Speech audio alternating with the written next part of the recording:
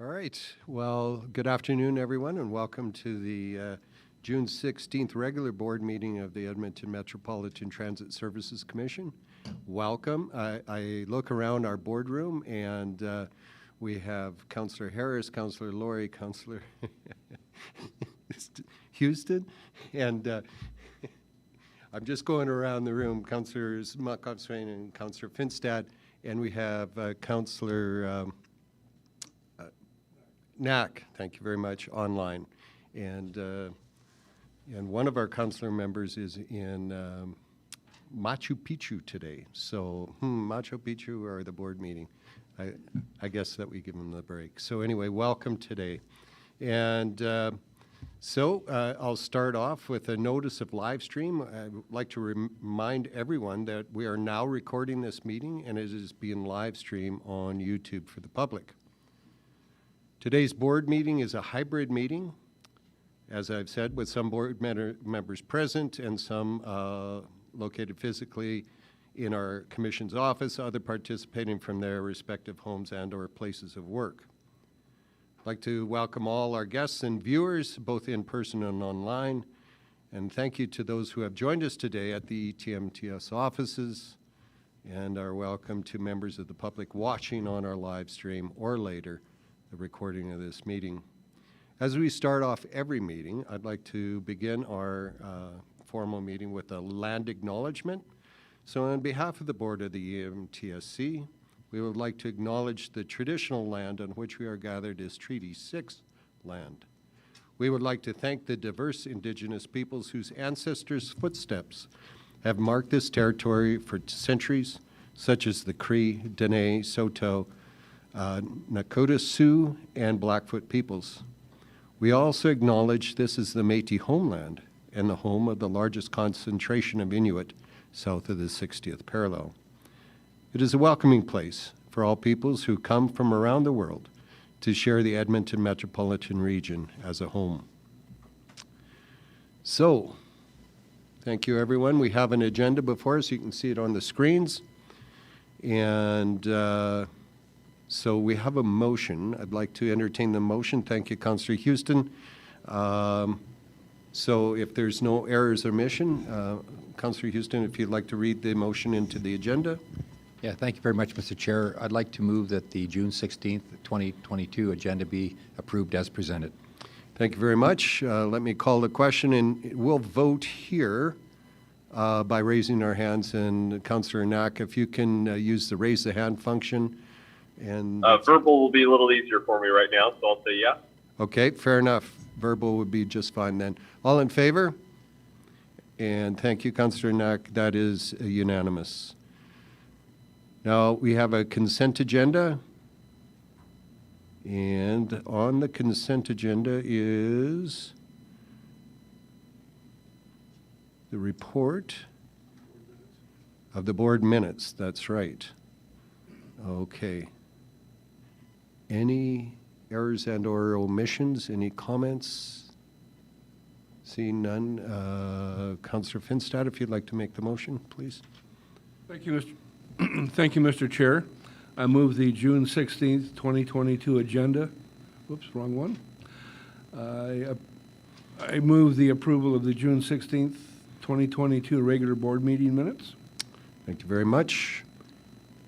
I'll call the question then. All in favor, please raise your hand. Yes. Or thank you, Councillor Knack, and that's passed unanimously. Moving right along then, we have our next item on the agenda, which is the report of the June 2nd, 22 regular Audit and Finance Committee meeting, and I would like to call on the Chair of the Audit and Finance Committee, Councillor Justin Loring. Thank you. Over to you, sir. Thank you, Mr. Chair. I'll just introduce the item and then I'll allow administration to provide the details. The Audit and Finance Committee met on June 2nd, and on the agenda of that meeting was a review of our current procurement and expenses policy as well as the authority matrix of the Transit Services Commission. A lot of the reviews were undertaken due to them originally being in place. The authority matrix began in February 2021 and then was amended in August of 2021 with the onboarding of our CAO. The procurement and expense policy has been in existence since May of 2021. As the Transit Commission continues to grow and we have more employees joining our organizations, these policies were in need of review in order to match where we currently sit as an organization today. The Audit and Finance Committee reviewed the proposed policies and provided feedback to our administration, which resulted in several recommendations that the administration has now included in the presented materials. And with that, I would like to turn that over to administration to present the documents here today. Thank you, Councillor Laurie. So on your screen, you can see that our current procurement framework includes, as Councillor Laurie said, the approved authority matrix and our policy B5.4, which is the procurement and expenditure policy.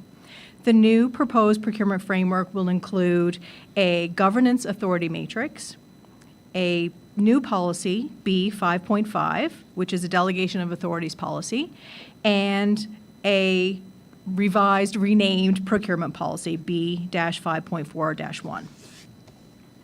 As Councillor Laurie said, shortly after the board was formed in February of 2021, the authority matrix was brought forward for approval.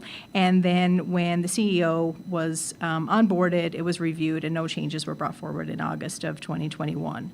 The procurement and expenditure policy has been in place since May of 2021.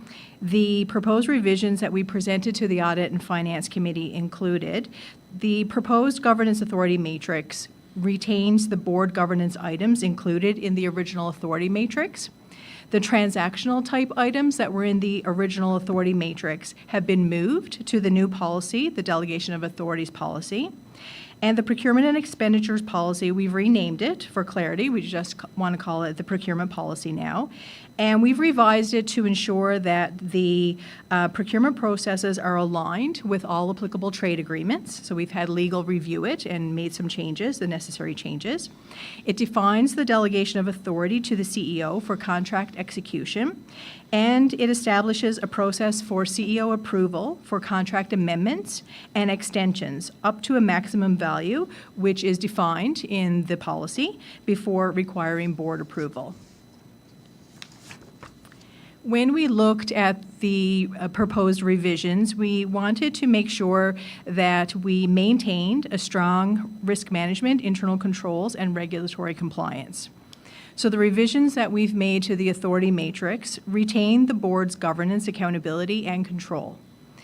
The revisions to the procurement and expenditure policy do not change the Commission's approach to purchasing and the requirement for us to achieve the best value for money and conduct procurement activities in an open, fair, and transparent manner.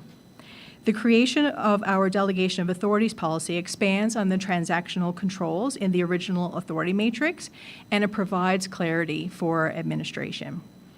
The board retains financial management oversight of the Commission through the approval of the annual business plan and the budget. As Councillor Laurie said, the Audit and Finance Committee reviewed our revisions, and they did recommend a couple of updates. And so what we've done in the final version that you've seen, we have additional reporting to the board regarding procurements completed under the proposed CEO's delegated authority. So at every board meeting, we will bring forward some reporting. And the dollar value limits on contract amendments or extensions under the proposed CEO's delegated authority. And so we have made all of those recommendations.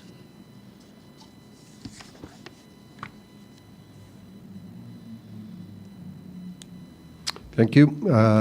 Councillor Laurie. Thank you for the presentation, Ms. Shea-Smith, and thank you very much, Mr. Chair. With that, I will believe would be open for any questions from members of the committee or members of the board that were not present for the committee meeting. Okay. Thank you.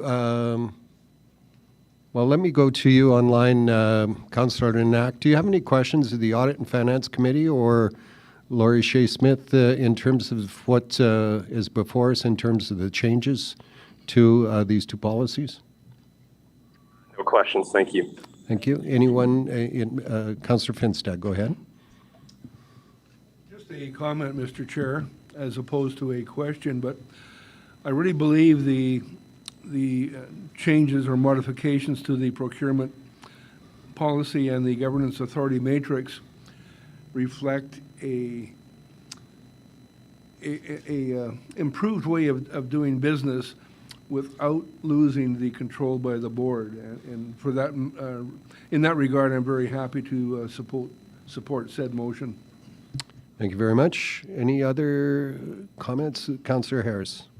So I'm taking this as a fairly normal evolution of a process as we're standing up the board. We've been quite broad. Now we're finding opportunities to delegate those responsibilities to our administration as required.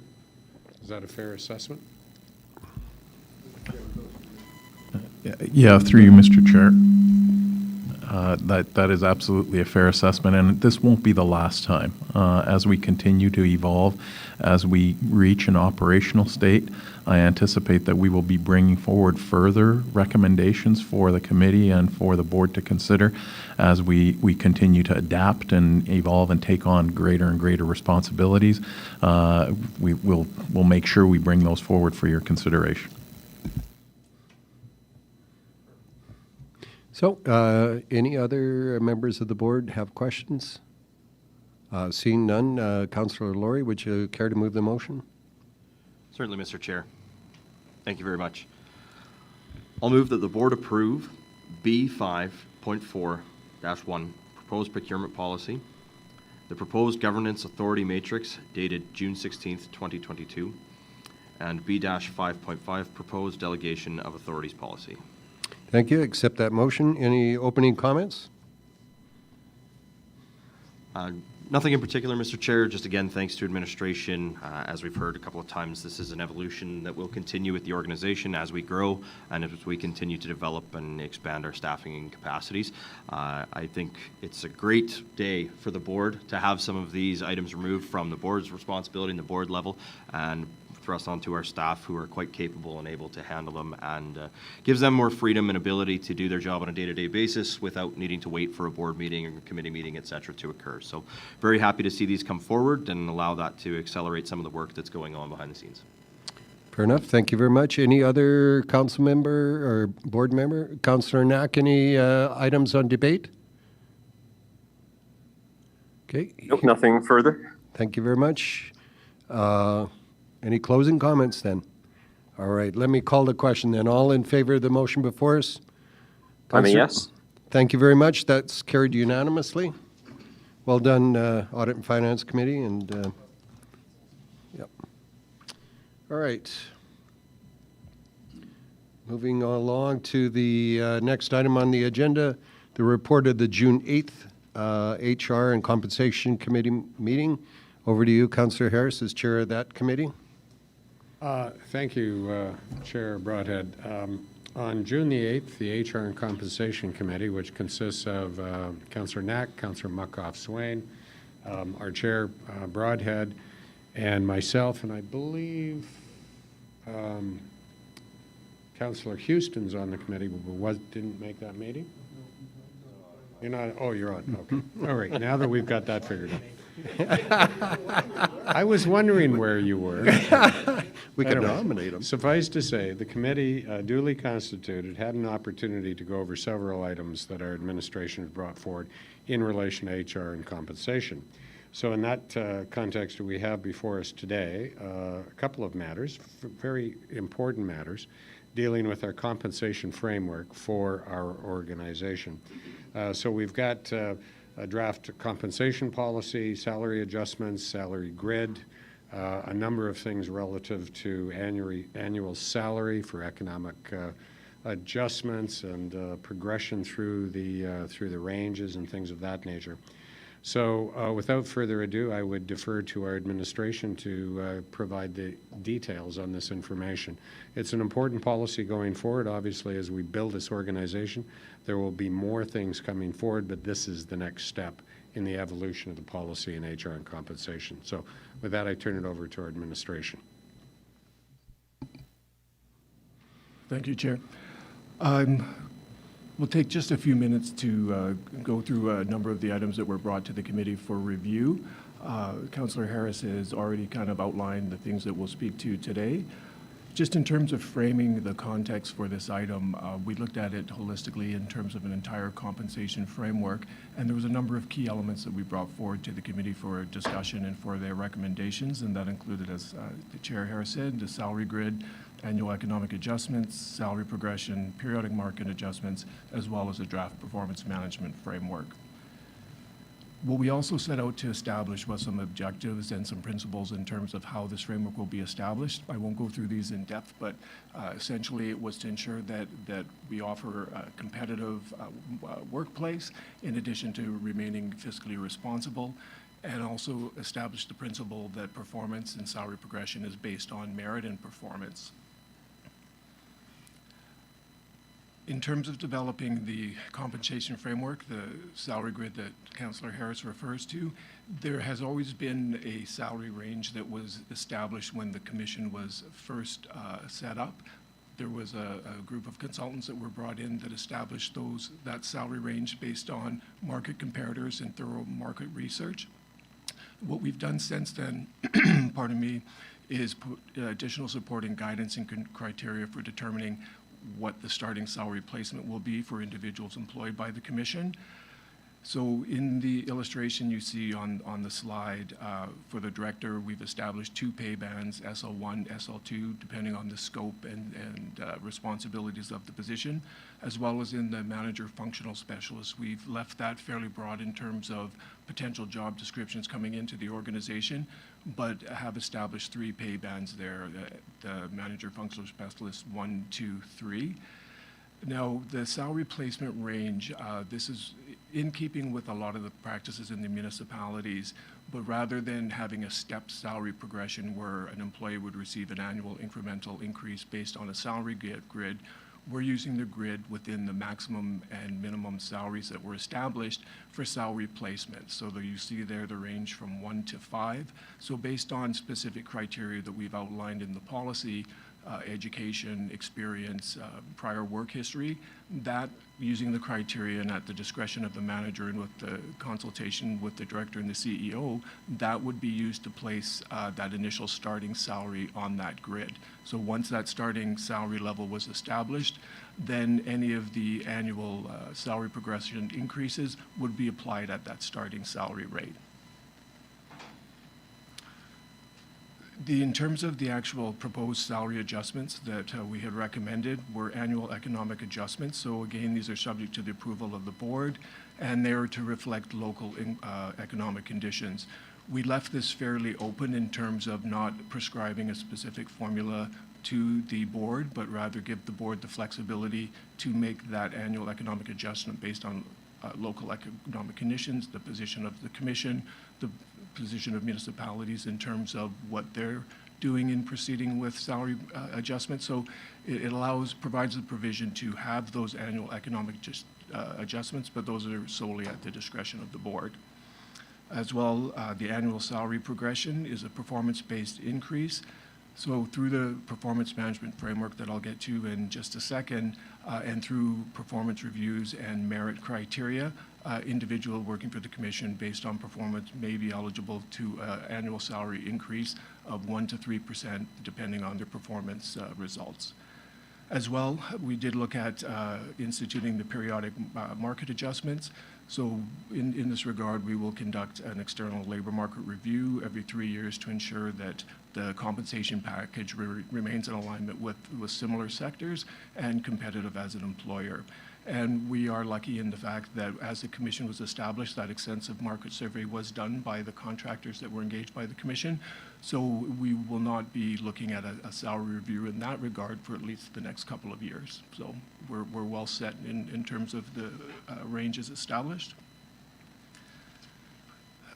Just turning to the annual performance management framework, and again, given that we are basing any salary progression on merit, we wanted to make sure that we had a very robust means and consistent means to evaluate employee performance across the organization.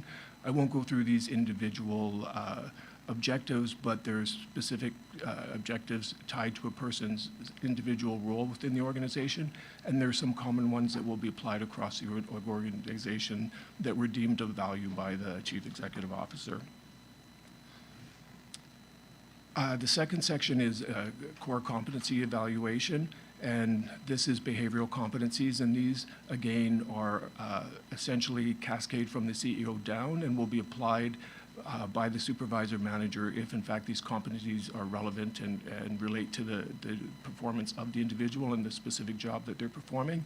And one thing I'll note here is that in feedback from the HR and Compensation Committee, wanted to make sure that customer focus was one of the key elements and key competencies that we assessed upon, so that we've built in following that meeting in terms of recommendations from the committee that were adopted.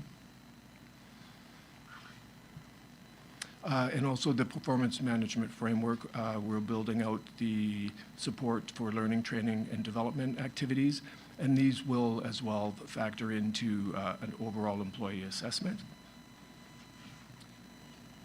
In terms of, just to give you a bit of an idea of that criteria on which the performance assessment is based, just note on the, I certainly won't go through these, but essentially the performance levels are from, does not meet expectations to consistently exceeds expectations, and you'll see the range there.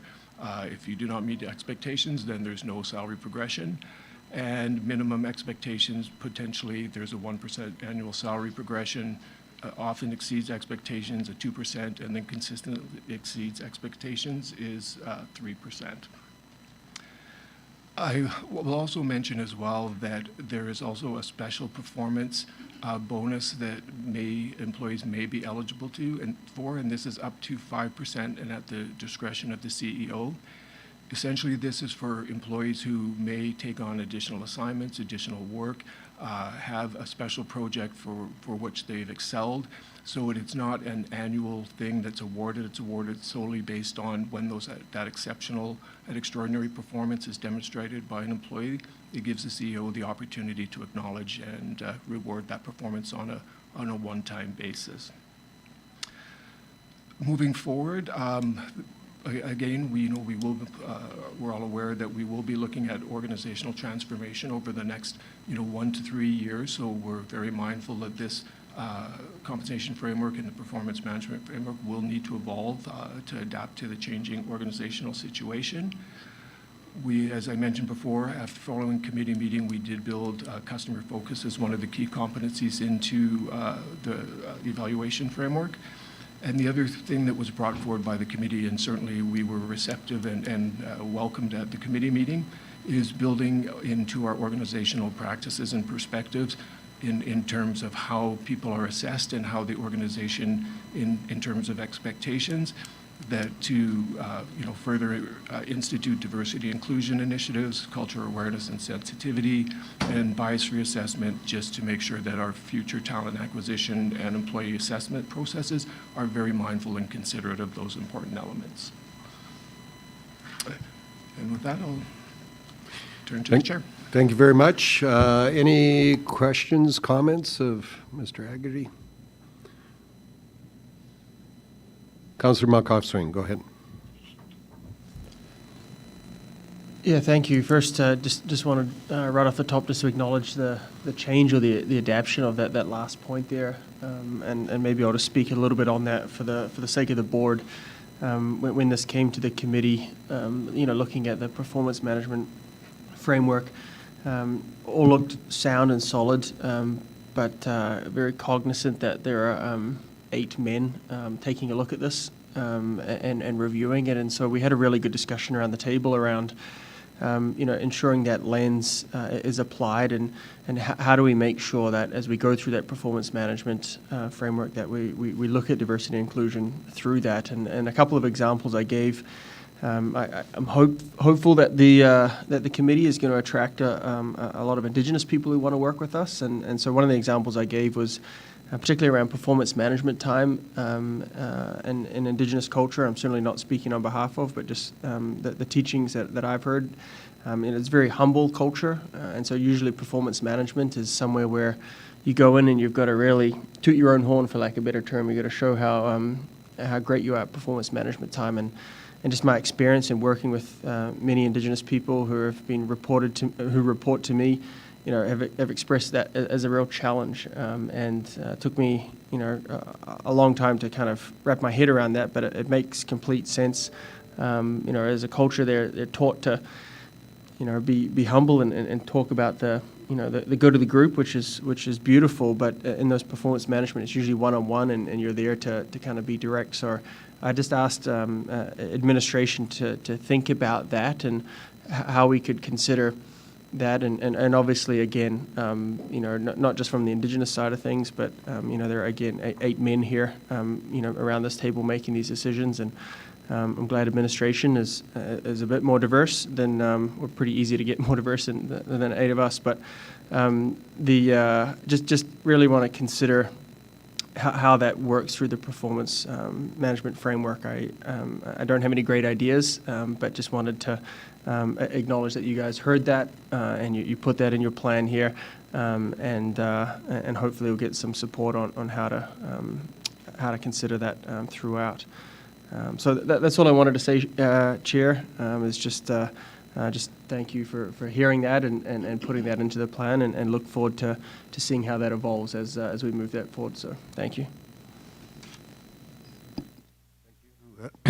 Thank you, Councillor Malcolm-Swain. It was a great point that you brought up at the committee, and thanks for stating it so clearly today. Any other questions? Councillor Knack online, any questions? No questions. It was a great discussion at the committee, and so no further questions. Thank you. Thank you. Any other questions? Seeing none, Councillor Harris, over to you. Would you care to move the motion?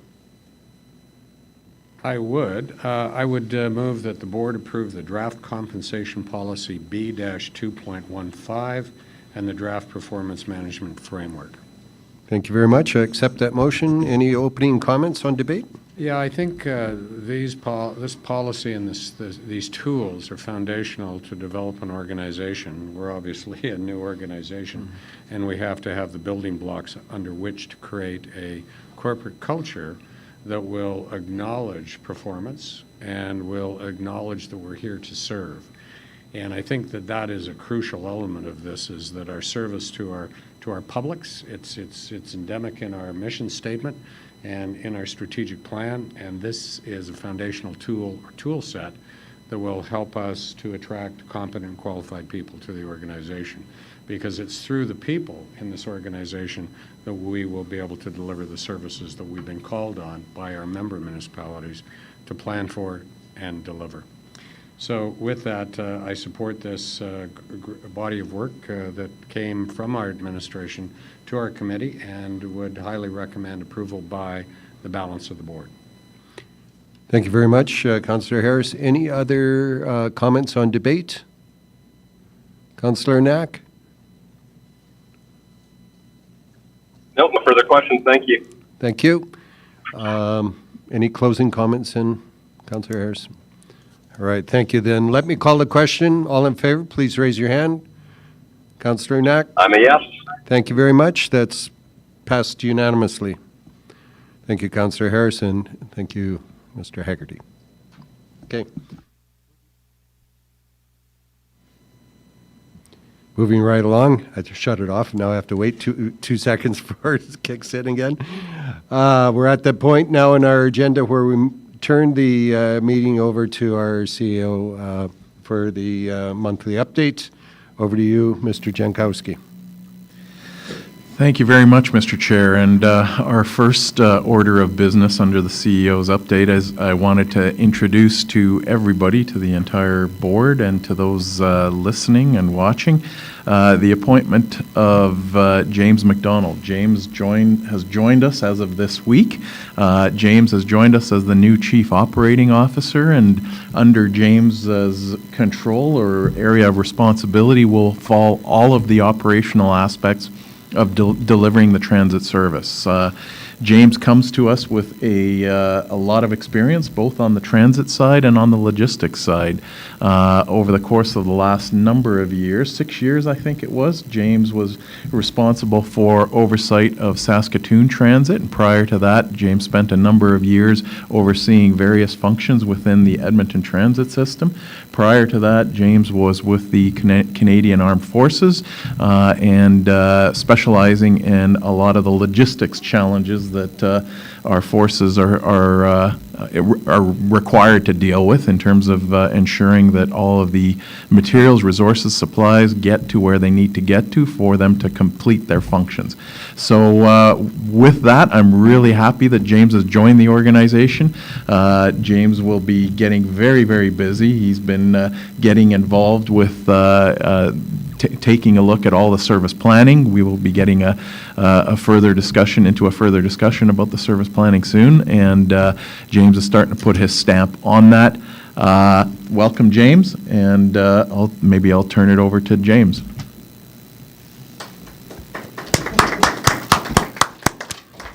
Thank you, Mr. Jankowski, and it's my pleasure to have started with the board effective on Monday, so this for me is day 4, and I'm still drinking through a fire hose with all of the information that I have yet to learn about what the Commission's structure and what our role and function is. However, as you did point out, I did spend some time with one of our current board members for a number of years, and we were positing what a potential commission in and around the region of Edmonton would look like. Oh, I would say it's probably about 10 to 15 years ago we were having those initial kinds of conversations. So for me to be here at this point, at this juncture in time, to start putting this together, I wouldn't have thought that was going to happen back then, and with moving over to Saskatoon and now moving back to the City of Edmonton and the Commission, and seeing what is happening, it's a very exciting time. And Councillor Harris, I love the comments that you just made regarding service, and I don't know if you've had the chance to look at the pin that I'm wearing on my jacket. It is one that was given to me by the Lieutenant Governor of Saskatchewan. He gave that to all service people who have served. It says service, and I guess that has to be the founding principle by which we follow our nose to make sure that the Commission is doing what it's doing. We need to understand what our populace wants from us, and we need to actually provide that level of service that they're looking for so that they can get where they need to go, not where they want to go, where they need to go, and hopefully that then turns into they take transit where they want to go. What I said as part of my 7 years in Saskatoon was transit doesn't need to be the whole trip anymore. Transit needs to be a substantial part of it, because you've got people that start the day walking. You've got people that start the day walking and then they go onto a skateboard, a moped, a motorcycle, a bike, or they get into their four-wheeled device, or they continue walking and running to where they need to go. And whether or not it's a transit vehicle or it is a Uber or a cab or something, regardless of what happens, we are there to make sure that they can get to where they need to go. They may sometimes have to use more than one device to get to their end destination, and we need to be part of that. And I'm not sure if all of you are aware as well, I am also the current chair of the Canadian Urban Transit Association, something that I am incredibly proud of, and this commission work that we are embarked on falls neatly into what the Canadian Urban Transit Association is looking forward to do. And so I'm hopeful that I can use both of my agencies to take this commission where we need to go. Thank you. Thank you very much, Mr. McDonald, and welcome, to be sure. Mr. Jankowski. Thank you. The second item that I wanted to just bring an update on, as I've indicated in prior discussions with the board, we've been engaged in a number of presentations around the metropolitan region. I have appeared in front of all of the member municipal councils, and I had the great pleasure of also appearing about a week and a half ago on June 7th in front of the Strathcona County Council. And I wanted to convey to the board members the reception that I received at Strathcona County Council. That council was extremely warm and extremely receptive to the update that we provided with regards to the work that you've been overseeing in terms of getting this organization started and getting it kicked off and going, and the work that we're now carrying out in terms of planning for opening day service delivery. The Strathcona County Council indicated to me that they're very interested in continuing to discuss opportunities for coordination with the Edmonton Metropolitan Transit Services Commission to ensure that travelers across the metropolitan region, whether it's on a system that we are operating, connecting the 8 member municipalities, or whether it's riders that are connecting to that system from outside on the Strathcona County system, the council recognizes that there is going to be movement in both directions across the boundary, if I can put it that way, between our two systems. And integration and coordination of service delivery is going to be essential. County Council indicated to me that they're very anxious to start talking about different types of arrangements, whether we end up calling them partnerships or agreements, to ensure that that service is interconnected. And so I came away from that being very pleased with the reception from County Council. And I also wanted to indicate to the board that we've had a number of discussions with the administration at Strathcona County Transit, and we have now started to really get into the discussion about the coordination of those services in reflection of some of the information that we're going to be sharing concerning the opening day service delivery options. So good reception. My next attendance or my next visit will be actually with Parkland County Council, and that is coming up next week. We've met with the administration at Parkland County as well, and given that there is some demand that Parkland County needs to address or needs to satisfy with regards to transit demand in Parkland County, those discussions will continue as well, and we will be providing an update to their county council next week. So that wraps up my update on that front, and happy to answer any questions in that regard. Thank you, Mr. Jankowski. Councillor Harris, questions of our CEO? Not so much a question, but I'm really glad that you had the opportunity to meet with Strathcona County. Obviously, we're in this southeast quadrant of the region, and we work closely with Strathcona County, and it was disappointing when they decided not to join the commission, not surprising, however, but I'm glad that we have now taken where the organization exists today and where it will go in the future and look at opportunities to work collaboratively with Strathcona County and opportunities with our other rural partners in the region as well, should that opportunity arise. So I really thank you for taking that initiative and having those conversations. I think it's really crucial in our intermunicipal cooperation initiatives here in the capital region. So thank you very much. I support it fully. Thank you, Councillor Harris. It'd be interesting, Councillor Laurie, Councillor Houston, you work hand in glove with Parkland County on a number of issues. Nice to see them at least interested. And any care to comment on that or at all? Yeah, certainly, we currently have a bit of a cost share agreement with Parkland County right now. They use our service to get into Atchison, and we're also actually looking at integrating our transit on demand to the Atchison Business Park that would provide virtual stops for people to take transit into there.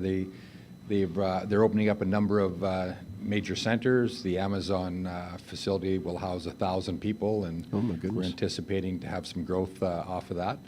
But I think the fact of the matter is their goal in Atchison is to ensure that there's a transit link with that, and we're going to have some further discussion with them. But it's positive. We're working really well with the new mayor and their new council. Well, congratulations. Councillor Laurie?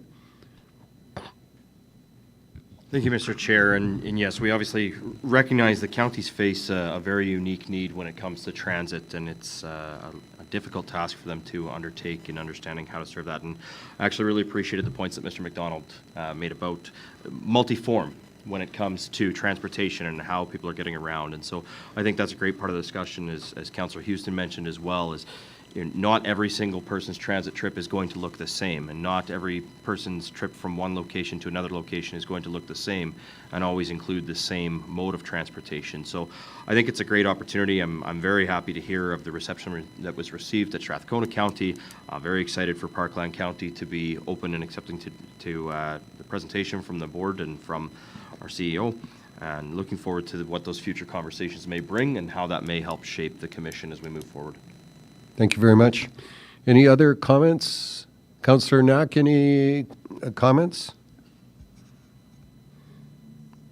No, there we go. Sorry. No comments. Actually, I will comment. Yeah, briefly. Just to say again, appreciate the work with the engagement of Strathcona County. I'm just coming from meeting the Alberta Municipalities Summer Municipal Leaders Caucus, which was hosted in Strathcona County, and I know there's still an openness and an eagerness to work together, which I'm getting a sense of in chatting with different folks. So appreciate your continuing that work.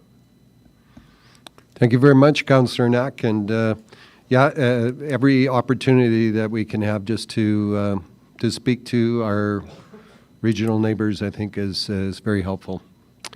All right. Thank you. Back to you, Mr. Jankowski. Thank you.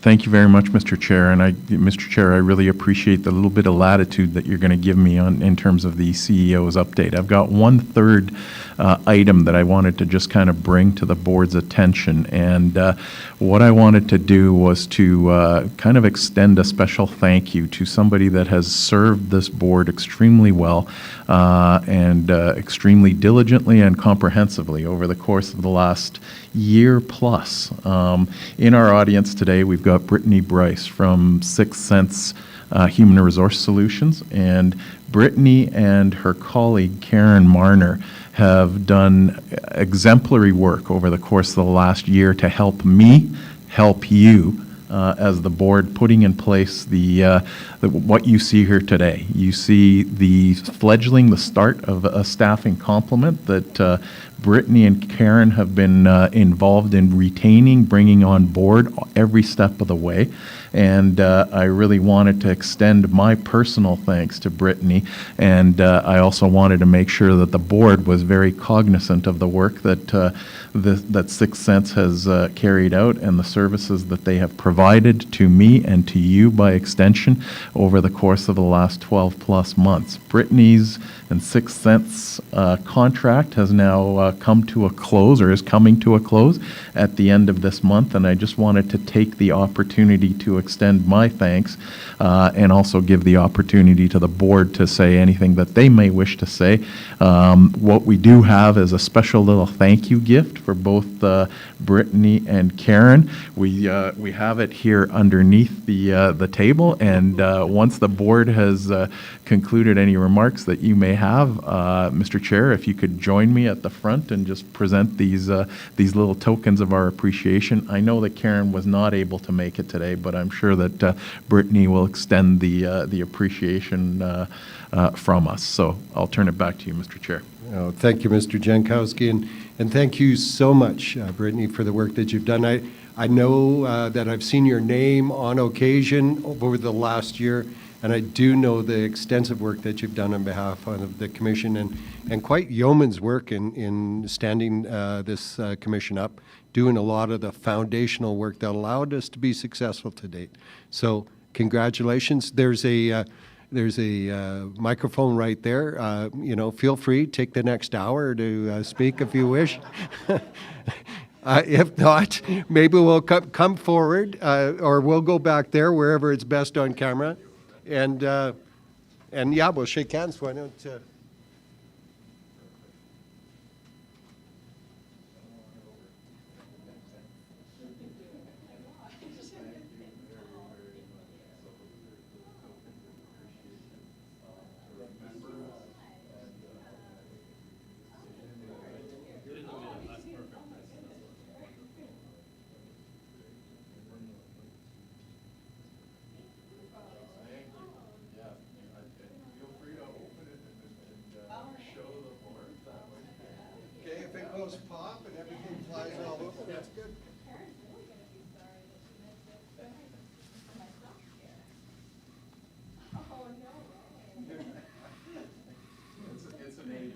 Thank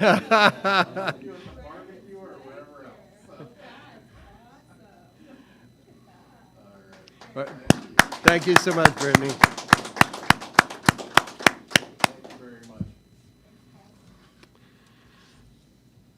All right, thank you, Mr. Jankowski, and again, thank you so much, Brittany. Appreciate that so much.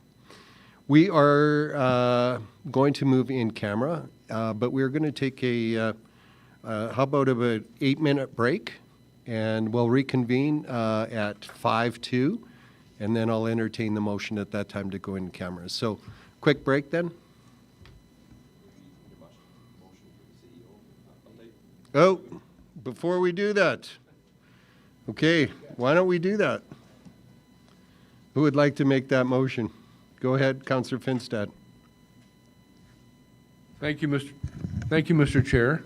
I move the board accept as information the materials and discussion as presented during the CEO update.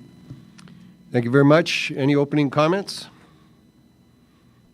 Not at this time.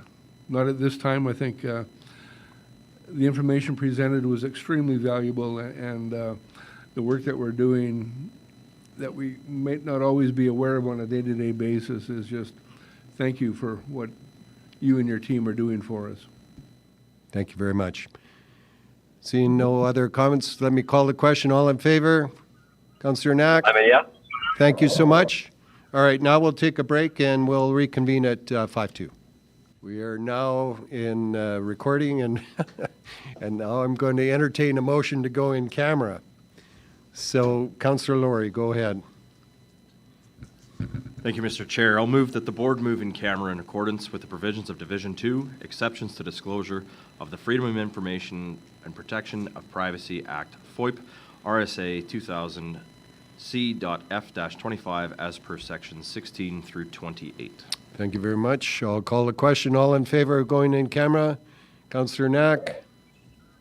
Yes. All right, that's unanimous. Thanks. We'll wait then. Give me the signal when we're in camera. All right. So we're back in open session, and Sean next. we have a motion before us. Who has made a motion here? Councillor Malkoff-Swain, would you like to make the motion? Next. Thank you, Sean. So I will move that the board accept as information the materials and discussion as presented in camera. Thank you very much. Call the question. All in favor, please raise your hand. Yes. Thank you. And that's passed unanimously. Councillor Finstad, you want to make the last motion? That's normally the chair's motion, but I move we adjourn. Perfect. 6 o'clock.